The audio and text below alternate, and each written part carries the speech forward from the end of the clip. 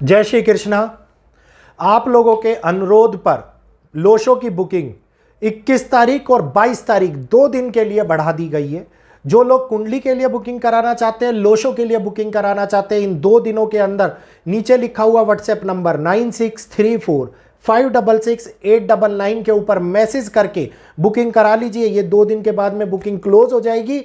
तो जितनी सीट्स बची हुई है उन सीट्स का लाभ उठाइए। और जो 9 के 9 ग्रहों को जीवन भर के लिए बैलेंस कराना चाहते हैं अपनी डेट ऑफ बर्थ के साथ में अलाइन करवा करके, कि लोशो के माध्यम से हमें पता लग जाए कि कौन से ग्रह हमारे कमजोर है, कौन से ग्रह हमारे पावरफुल है, किन ग्रहों की वजह से हम लोगों को परेशानियां आती है और उनकी रेमेडीज क्या हैं, जो रेमेडीज जीवन भर के लिए आप लोगों को सहायता प्रदान करे।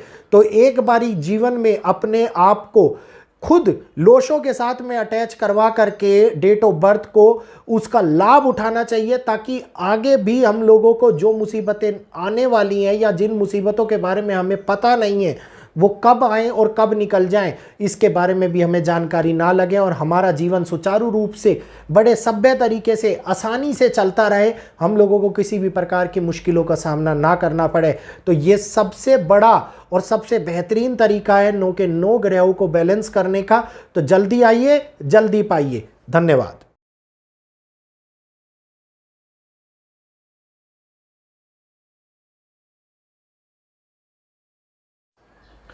अभिनंदन, जय श्री कृष्णा।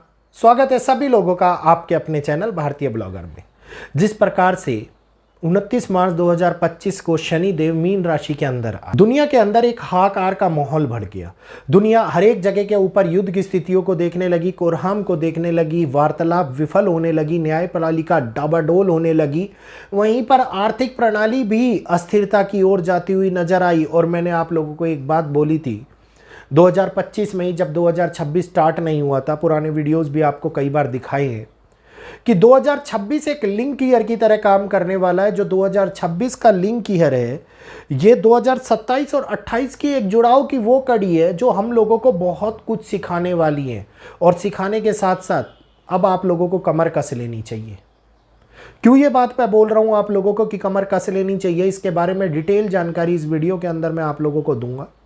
उम्मीद करूंगा इस जानकारी का लाभ उठाएंगे। और जो लोग ढीली कमर के साथ में बैठे हुए हैं, अगर उन्होंने कमर नहीं कसी तो आगे जो मुसीबतें उनके सामने, उनके समक्ष खड़ी होने वाली हैं, शायद उनसे बचाने वाला कोई भी नहीं होगा। तो जल्दी से चैनल को सब्सक्राइब कर लीजिए, बेल आइकन को ऑल पर कर लीजिए, वीडियो को लाइक करते हुए आगे शेयर कीजिए, वीडियो को हाइप दीजिए, ताकि अन्य लोग भी इस जानकारी का लाभ उठा पाएं और अन्य लोग जो अभी तक इस बदलाव से अवगत नहीं है वो भी अब कमर कस लें। क्योंकि यही वो विकट परिस्थितियां हैं जिसका निर्माण अब होना स्टार्ट हो गया है। जी हाँ, मैं बात करूंगा जून 2027 तक की। 2027 के बाद में शनि मीन राशि से निकल करके मेष राशि के अंदर प्रवेश कर लेंगे। शनि का मेष राशि के अंदर प्रवेश करना ये एक ऐसी स्थितियों को लेकर के आएगा जहां पे अभी तो हमने कुछ देखा ही नहीं है, अभी तो कुछ भोगा ही नहीं है। ये भोग असामान्य तरीके से मुसीबतों को हमारे सामने उत्पन्न करने वाला है। इस समय के अंदर शनि रोजगार के कारक माने जाते हैं, न्याय व्यवस्था के कारक माने जाते हैं, न्याय प्रणाली के कारक माने जाते हैं, एक सभ्य तरीके के, एक व्यवस्थित माहौल के कारक माने जाते हैं, जिसको हम डिसिप्लिन कहते हैं। तो यहीं पर शनि अब मीन राशि से निकल करके जब मेष में जाएंगे तो वो नीच के हो जाएंगे। शनि का नीच का होना वो विकट परिस्थितियों को जन्म देगा जिसको हमने 2025 और 2026 के अंदर केवल अनुभव किया। और ये परिस्थितियां मैं आप लोगों को आगे डिटेल लाइव सेशंस के अंदर बताऊंगा।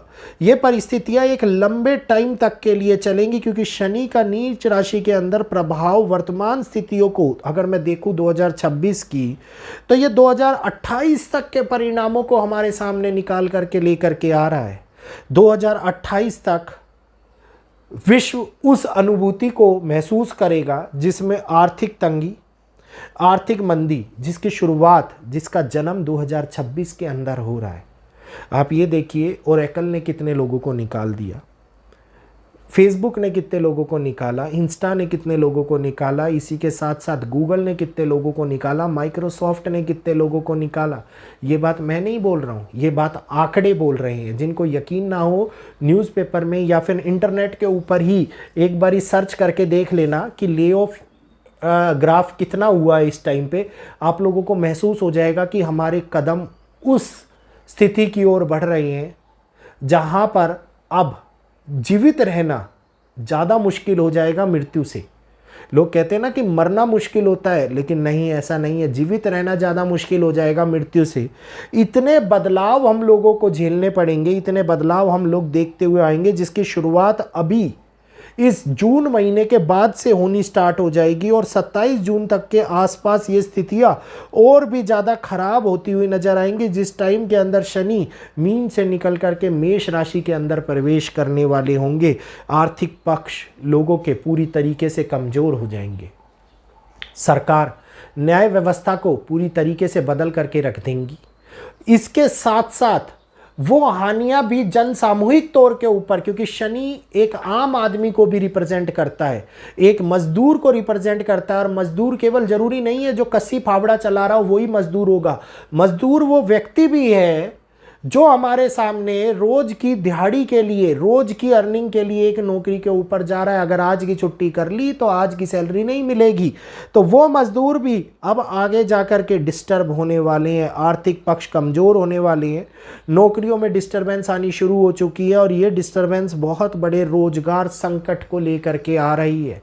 इतना बड़ा संकट हमारे सामने आएगा क्योंकि ये सिलसिला आगे 2.5 वर्षों तक चलने वाला है और 2027, 28 और 29 तक का कालखंड इसी सिलसिले में निकलता हुआ नजर आएगा। और ये परेशानियां खास तौर के ऊपर लोगों को वो एहसास दिला देंगी कि हमने जो सोचा था, जो जाना था, वो कहीं ना कहीं मजबूरियों के सबब में हमारे सामने निकल करके आ गया।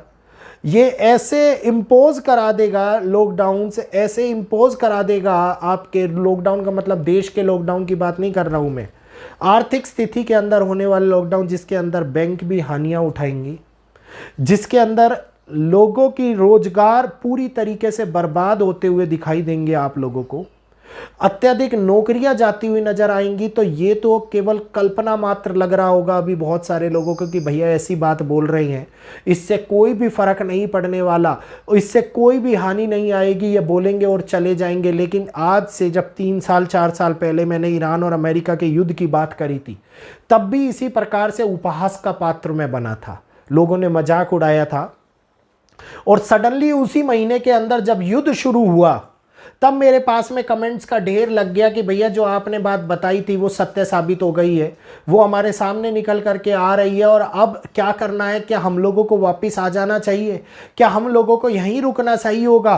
क्या हानियां हमारे लिए और भी ज़्यादा बढ़ने वाली है? इस प्रकार के ढेरों प्रश्न ने मेरे को घेर लिया। तो इस बात को जब मैं समय से पहले आप लोगों को बता रहा हूँ, तो इसका मतलब है आप लोग भी तैयारी करना स्टार्ट कर दो, अपनी सेविंग्स को जोड़ करके रखना स्टार्ट कर दो, क्योंकि यही वो सेविंग होगी जो आप लोगों के उस समय के अंदर काम आएगी जब रोजगार आप लोगों के हाथ में नहीं रहेगा।